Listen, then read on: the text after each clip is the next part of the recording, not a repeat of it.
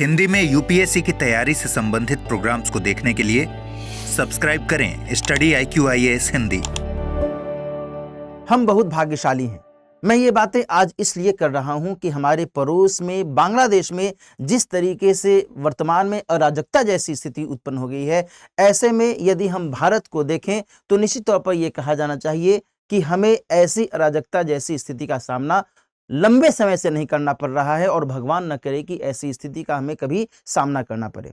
जिस तरीके से हम बांग्लादेश में देख रहे हैं, जिस तरीके से हमारे ही पड़ोस में म्यांमार में, नेपाल में स्थितियां हम लोगों ने कई बार देखी, पाकिस्तान में हम लोगों ने स्थितियां देखी हैं, अफगानिस्तान में हम लोगों ने कई बार स्थितियां देखी हैं। तो इन परिस्थितियों के मद्देनजर यह कहना बहुत ही लाजिमी है कि हम भाग्यशाली हैं। मैं इसके बारे में आगे भी चर्चा करूंगा। आज की चर्चा में हम लोग कई सारे महत्वपूर्ण एंगल्स को लेकर के बातचीत करेंगे, जिसमें मैं आपको बताऊंगा कि वर्तमान में बांग्लादेश में जो स्थिति है वो क्या कुछ कहती है और भारत के स्तर पर क्या कुछ स्टैंड लिए जा रहे हैं इस पूरे मामले को लेकर के। और साथ ही हम ये भी समझेंगे कि बांग्लादेश में वर्तमान अराजकता जैसी स्थिति के बाद आगे की क्या कुछ संभावनाएं देखी जा सकती हैं। इन तमाम मुद्दों पर हम लोग आगे बातचीत करने वाले हैं। सामने मैंने एक जो न्यूज मेंशन किया हुआ है, यहां पर आप देख रहे हैं, बांग्लादेश के जाने माने अर्थशास्त्री रहे मोहम्मद यूनुस जी ने यहां तक कह दिया कि शेख हसीना जी के नेतृत्व में जो सरकार चल रही थी, यह एक तरीके से तानाशाही प्रवृत्ति वाली सरकार थी और निश्चित तौर पर इसका विरोध किया जाना चाहिए था और इसका विरोध हुआ। हम इसका स्वागत करते हैं। अब वर्तमान में जो कयास लगाए जा रहे हैं उसमें यह भी कहा जा रहा है कि जो वर्तमान में बांग्लादेश में अंतरिम सरकार बनेगी, उसके आधार पर जो मोहम्मद यूनुस साहब हैं, ये उस अंतरिम सरकार को चीफ एडवाइजर के तौर पर सहयोग भी देंगे। देखते हैं आगे इसमें और क्या कुछ डेवलपमेंट होने की संभावना है। बहरहाल आगे बढ़ने से पहले एक और महत्वपूर्ण सूचना मैं आपको देना चाहूंगा कि यदि आप सिविल सेवा परीक्षा की तैयारी धूमधाम से करना चाहते हैं, जीएस के सभी 4 पेपर को आप अच्छे से पूरा करना चाहते हैं, कवर करना चाहते हैं, तो आपका स्वागत है इस अर्जुन बैच के अंतर्गत। आप अर्जुन की तरह लक्ष्य साधना चाहते हैं तो आप इस बैच को ज्वाइन कीजिए। दिलीप लाइव कोड का इस्तेमाल करते हुए मात्र 27,999 रुपए में आप इस कोर्स को परचेज कर सकते हैं। इस कोर्स के अंतर्गत दोस्तों ध्यान रखिएगा कि जहां एक तरफ आपको 1000 प्लस आवर्स की लाइव ऑनलाइन कक्षाएं मिल रही हैं, वहीं दूसरी तरफ आपको एसे और सीसेट की कक्षाएं भी इसी कोर्स के अंतर्गत मुहैया करवाई जा रही हैं। साथ ही आपको पीटी और मेंस के स्तर पर टेस्ट सीरीज आदि भी मुहैया करवाई जा रही है। और इससे भी बड़ी बात यह कि यदि आप प्री 2025 को क्वालिफाई करते हैं तो आपकी संपूर्ण फी वापस हो जाएगी और आपकी संपूर्ण तैयारी बिल्कुल निःशुल्क होगी। तो निश्चित तौर पर यह बैच आपके लिए बहुत फायदेमंद हो सकता है। आगे हम लोग और बात करें, यहां पर कई सारी खबरें हमें देखने को मिल रही हैं, सुनने को मिल रही हैं। यहां पर एक खबर जो आ रही है वो पश्चिम बंगाल की तरफ से आ रही है। पश्चिम बंगाल की मुख्यमंत्री ममता बनर्जी जी ने यहां कहा है कि भाई बांग्लादेश में जिस तरीके से संकट की स्थिति पनप गई है, हम हाथ जोड़ करके विनती कर रहे हैं बांग्लादेश के अपने भाइयों बहनों से, वहां के लोगों से, वहां की जनता से कि अब इस तरीके से उत्पात मत मचाइए। जो भी आपकी डिमांड है, जो भी आपकी अपेक्षाएं हैं सरकार से, जो भी आपकी जरूरतें हैं, उसको पूरा करने के लिए आप शांति से अपनी बातें कहें तो वो ज्यादा बेहतर होगा। इस तरीके की बातें सीएम साहिबा ने यहां पर की हैं। इसके अलावा जो भारत के विदेश मंत्री महोदय हैं, उन्होंने आज जब भारत की सभी राजनीतिक महत्वपूर्ण राजनीतिक दलों की एक बैठक बुलाई गई तो उस दौरान भी उन्होंने अपने स्तर पर कुछ बातें कही, जिसमें उन्होंने ये कहा कि देखिए एट प्रेजेंट बांग्लादेश में इतनी विकराल स्थिति पैदा नहीं हो गई है कि हमें तत्क्षण तुरंत हमें कुछ ऐसी स्थिति को देखते हुए इवैक्यूएशन वहां से करवाना होगा भारतीय नागरिकों का। एज सच बहुत अधिक विकराल स्थिति नहीं है और इन केस ऐसा होता है, ऐसी संभावना हमें दिखेगी तो हम उसके लिए भी प्रयास करेंगे। ये सारी बातें हम लोग देख रहे हैं।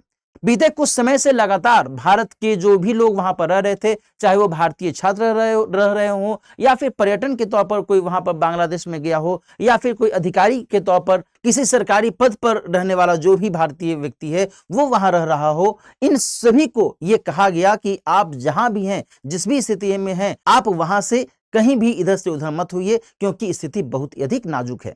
इसको लेकर के पहले भी भारत सरकार के द्वारा एडवाइजरी जारी की गई है।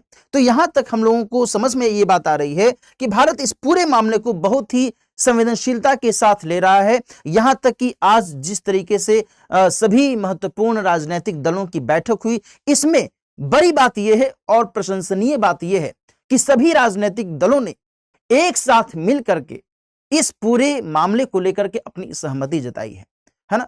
और ये बहुत ही अच्छी बात है। यही तो भारत की लोकतंत्र की विशेषता है, यही तो भारत की लोकतंत्र की अपनी पहचान है ना। निश्चित तौर पर भारत में भी राजनीतिक विरोध होते रहते हैं, विचारधारा के स्तर पर विरोध होते रहते हैं, नीतियों के आधार पर विरोध होते रहते हैं, लेकिन विदेशी मामले में, अंतर्राष्ट्रीय मामले में जब भारत के सभी राजनीतिक दल इस तरीके से एक मंच पर यदि आ जाएं तो कितनी अच्छी बात है कि नहीं। और यही हम सब की अपनी एकता को भी इंडिकेट करता है, दर्शाता है। और इस आधार पर भी मैं आपसे शुरू में कह रहा था कि हम सभी भाग्यशाली हैं इस पूरे मामले को लेकर। Getting it. तो यहां पर इस चीज को आप ध्यान में रखिएगा कि यहां जिस तरीके से हिंडन हवाई अड्डे पर शेख हसीना जी का आगमन हुआ, भारत के राष्ट्रीय सुरक्षा सलाहकार अजीत डोभाल जी के साथ उनकी मुलाकात हुई, है ना। केंद्र सरकार ने भी सभी राजनीतिक दलों के साथ में बैठक बुलाई। फिर उसके बाद केंद्रीय विदेश मंत्री श्री एस जयशंकर जी ने यहां तक कहा कि बांग्लादेश में ऐसी विपरीत परिस्थिति नहीं है कि वहां से भारतीयों की निकासी शुरू की जाए। अभी मैंने इसके बारे में आपसे चर्चा भी की। सरकार ने भी बताया कि स्थिति पर हम लोग लगातार नजर बनाए हुए हैं, इसलिए बहुत अधिक पैनिक होने की जरूरत नहीं है और न ही पैनिक क्रिएट करने की जरूरत है। और निश्चित तौर पर सरकार के द्वारा जो ये बातें कही जा रही हैं ये सराहनीय है, इसका स्वागत किया जाना चाहिए। Getting it. दोस्तों ध्यान रखिएगा, भारत सरकार की तरफ से शेख हसीना जी को यह कहा गया है कि देखिए मैडम, आपकी आगे की जो योजना है, आप आगे क्या चाहती हैं, आपके आगे का जो भी फ्यूचर प्लान है वो आप एक बार सोच समझ लीजिए और देन फिर उसके अकॉर्डिंग जो भी आप करना चाहें वो आप कर सकती हैं। उनके बारे में जो जानकारियां मिल रही हैं उसमें कई सारे अलग अलग स्तरों पर जो सोर्सेज हैं वो बता रहे हैं कि कोई बता रहा है कि शायद वो लंदन चली जाएंगी अपनी बहन के साथ में, कोई बता रहा है कि शायद वो स्वीडन चली जाएंगी। अभी तक की जो जानकारी मिल रही है उसमें यह बताया जा रहा है कि जिस प्लेन से वो भारत आई थी, पहले वो अगरतला आई, देन फिर वो गाजियाबाद के पास में जो हिंडन एयरपोर्ट है इंडियन एयरफोर्स से जुड़ा हुआ, वहां पर वो आई, है ना। और देन फिर एट प्रेजेंट ऐसी संभावना जताई जा रही है कि वो अभी दिल्ली में ही है या फिर भारत में ही है और फिर हो सकता है कि इसके बाद उनका जो भी फ्यूचर प्लान हो, जो भी उनकी आगे की मंशा हो, उसके अकॉर्डिंग वो काम करेंगी। दोस्तों यहां पर जब हम बांग्लादेश की स्थिति को देखते हैं तो ऐसी अचरज वाली बात आपको नहीं लगनी चाहिए कि शायद पहली बार इस तरीके से उत्पात मच रहा है बांग्लादेश में या फिर इस तरीके से एक हिंसक प्रदर्शन जैसी स्थिति देखी गई है। बड़ा ही आपको सोच करके आश्चर्य होगा कि 1971 में जिस देश का जन्म हुआ, जिसमें भारत के द्वारा ही सहायता की गई, और उसके बाद जिस व्यक्ति के नेतृत्व में बांग्लादेश एक स्वतंत्र देश के तौर पर उभरा, 1975 में उसी व्यक्ति की हत्या कर दी गई। SMR यानी कि शेख मुजीबुर रहमान साहब, जिनकी बेटी है शेख हसीना जी, उनकी हत्या कर दी गई 1975 में। और बड़ी ही अचरज वाली बात यह भी है कि जब इनकी हत्या की गई तो इनके साथ में इनकी पत्नी और 3 बेटों की भी हत्या कर दी गई। यह संयोग था कि उस समय शेख हसीना जी और उनकी बहन वहां पर नहीं थी और इस कारण से उनकी जान बच गई। Getting it. उसके बाद लगातार जो है 1975 में ही लगातार कई बार तख्ता पलट की स्थिति सामने आती है। कुछ समय तक खोंदगार मुश्ताक अहमद साहब सत्ता को संभालते हैं, देन फिर खालिद मोहम्मद साहब सत्ता पर काबिज होते हैं और इनके बाद में जियाउर रहमान साहब सत्ता पर काबिज होते हैं और यही जियाउर रहमान साहब की हत्या भी हो जाती है बाद में। देन ध्यान रखिएगा कि इन्हीं की वाइफ है, इन्हीं की पत्नी है खालिदा जिया, जो कि कुछ समय से बांग्लादेश में कैद भी थी। अब उनके रिहा होने को लेकर के भी चर्चा सामने आ रही है। जिनके नेतृत्व में BNP जो बांग्लादेश नेशनलिस्ट पार्टी है वो बहुत अधिक भूमिका निभाती है। हम लोग उसके बारे में भी बातचीत करेंगे। Getting it. तो इस तरीके से जो सिलसिला है ये लगातार चलता रहता है बांग्लादेश में। 1981 में अब्दुल सत्तार जी के नेतृत्व में अंतरिम तौर पर सरकार बनती है, अंतरिम राष्ट्रपति ये बनते हैं। देन आफ्टर सेना प्रमुख जनरल हुसैन मोहम्मद इरशाह का उनको समर्थन मिलता है। उसके बाद 1982 में फिर से तख्ता पलट होता है और देन फिर अहसनुद्दीन चौधरी राष्ट्रपति पद संभालते हैं। तो इस तरीके से जो लगातार स्थितियां हैं, फिर इसके बाद इरशाद ने जो है खुद कहा कि भाई हम ही अब हेड ऑफ द स्टेट बन जाएंगे। और देन आफ्टर 1990 में लोकतंत्र की डिमांड की जाती है और 1991 में पहला स्वतंत्र चुनाव होता है और इस स्वतंत्र चुनाव में बीएनपी यानी कि बांग्लादेश नेशनलिस्ट पार्टी के नेतृत्व में सरकार बनती है और इसी पार्टी की जो सर्वे सर्वा है, जो प्रमुख बनती हैं, जो बांग्लादेश की पहली महिला प्रधानमंत्री बनती हैं, वो होती हैं खालिदा जिया। ठीक है, यहां तक आपको आई थिंक कोई दिक्कत नहीं हो रही होगी समझने में कि किस तरीके से यह सिलसिला चलता आ रहा है। इसके बाद 1996 में पासा पलटता है और देन फिर शेख मुजीबुर रहमान जी की बिटिया शेख हसीना जी अवामी लीग के माध्यम से सरकार में आती हैं और वे फिर प्रधानमंत्री बन जाती हैं। तो एक जो बहुत बड़ा परिवर्तन है सत्ता के स्तर पर, राजनीतिक विचारधारा के स्तर पर यहां पर दिखता है। शेख हसीना पीएम बनी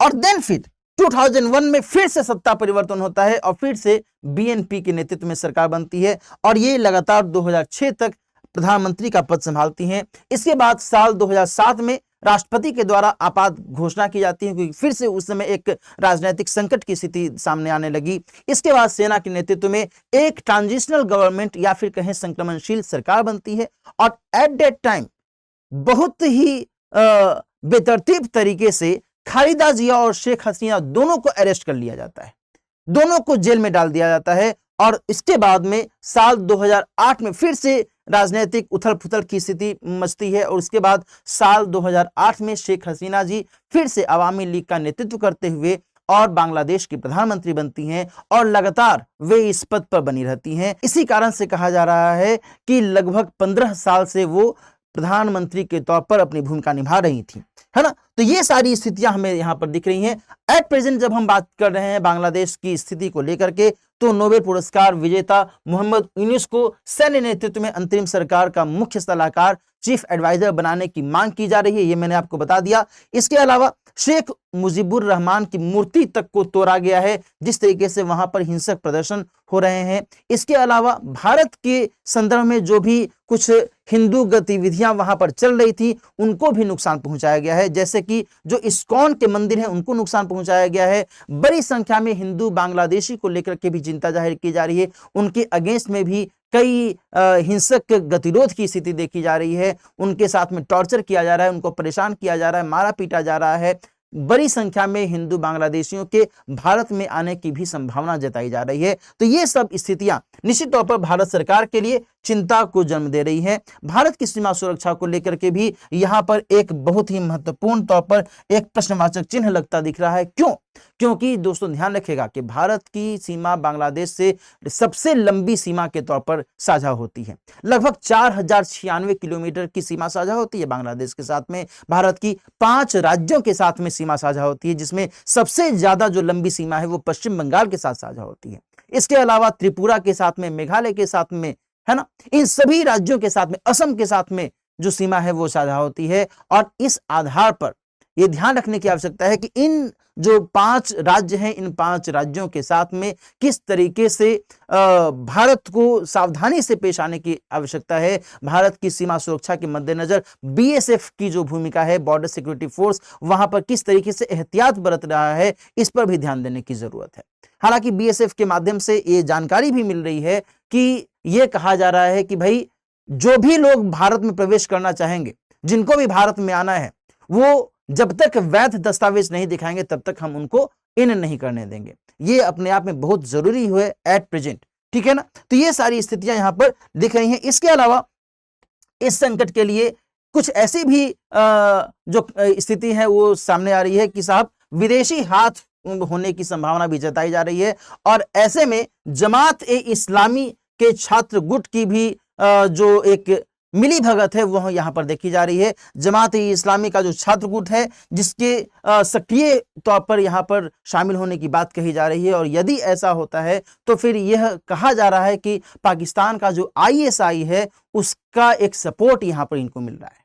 गेटिंग? तो ये सारी स्थितियां यहां पर दिख रही। इसके अलावा दोस्तों मैंने जो अभी आपको कहा कि जिस तरीके से हम लोग देख रहे हैं कि भारत के आसपास में जो कई सारे अलग अलग देशों के स्तर पर स्थितियां हैं वो बहुत अधिक चिंता दर्शाती हैं। जैसे कि हमने आपको बताया अफगानिस्तान में साल 2021 में कि जिस तरीके से तालिबान ने फिर से सत्ता संभाली, भारत के समर्थन में पहले वहां पर सरकारें काम कर रही थी, भारत का बेहतर संबंध था अफगानिस्तान के साथ, वहां पर एक विनाश की स्थिति देखी गई, है ना, लोकतंत्र के विनाश की स्थिति वहां पर देखी गई। इसके बाद पाकिस्तान में लगातार सत्ता परिवर्तन, लगातार सैन्य तख्तापलट की स्थिति होती रही। इसके कारण भारत का जो संबंध है पाकिस्तान से वो लगातार खराब ही होता चला गया है। इसके अलावा हम लोग नेपाल में देख रहे हैं लगातार, अभी केपी शर्मा ओली जी के नेतृत्व में सरकार बनी है और केपी शर्मा ओली जी किसके समर्थन में रहते हैं, तो चीन के समर्थन में रहते हैं। मालदीव में दक्षिण वाले क्षेत्र में यदि हम देखें, हिंद महासागरीय क्षेत्र में, तो मालदीव में भी चीन जो है बहुत अपनी भूमिका निभा रहा है ना। म्यांमार में हम लोग लगातार देख रहे हैं कि फरवरी 2021 से जो सैन्य तख्तापलट की स्थिति है वो लगातार बनी हुई है। और एट प्रेजेंट बांग्लादेश में जिस तरीके से एक संकट की स्थिति पनप गई है, इन सभी स्थितियों को यदि हम गौर से देखें, समझें, तो ऐसे में भारत जो है, अपना भारत जो है, यहाँ पर एक भाग्यशाली, एक सौभाग्यशाली लोकतंत्र के तौर पर सामने आ रहा है, जहां 1947 से आज तक निश्चित तौर पर विरोध होते रहे हैं। ऐसा नहीं है कि यहाँ पर विरोध नहीं हुआ, यहाँ पर छात्र आंदोलन नहीं हुए हैं, लेकिन इस तरीके की उत्पात की स्थिति, इस तरीके की संकट की स्थिति का सामना भारत को नहीं करना पड़ रहा है। और इसके लिए भारत की सरकारें, भारत के राजनीतिक दल और हम सब, हमारे देश की जो जनता है, वो निश्चित तौर पर काबिल तारीफ है ना। तो ये चीजें यहाँ पर बहुत अधिक महत्वपूर्ण तौर पर भूमिका निभाती हैं। यहाँ पर ध्यान रखना होगा कि बांग्लादेश में जिस तरीके से संकट की स्थिति पनप गई है, ऐसे में चीन और पाकिस्तान हो सकता है कि बांग्लादेश में अपना वर्चस्व, अपना जो प्रभाव है और आगे बढ़ाने की कोशिश कर रहे हैं। और ऐसे में भारत को सावधानी से इस पूरे मामले को लेकर के पैनी नजर रखते हुए एक कुशल रणनीति बनाने की आवश्यकता होगी। ठीक है जी, तो ये महत्वपूर्ण कुछ जानकारियां रही वर्तमान में जिस तरीके से बांग्लादेश में अभी स्थिति बनी हुई है उसको लेकर के। अब हम लोग आज की चर्चा को यहीं पर समाप्त करते हैं। फिर से मैं आपको बता दूं कि यदि आप स्टडी IQ IAS के साथ में जुड़ना चाहते हैं तो आपका स्वागत है इस अर्जुन बैच के अंतर्गत। इसके माध्यम से आप इस कोर्स को ज्वाइन कर सकते हैं दिल्ली प्राइवेट कोड का इस्तेमाल करते हुए। अपना ख्याल रखिए, फिर से मिलते हैं किसी और टॉपिक के साथ, किसी और प्रोग्राम में। All the best. हिंदी में UPSC की तैयारी से संबंधित प्रोग्राम्स को देखने के लिए सब्सक्राइब करें स्टडी IQ IAS हिंदी।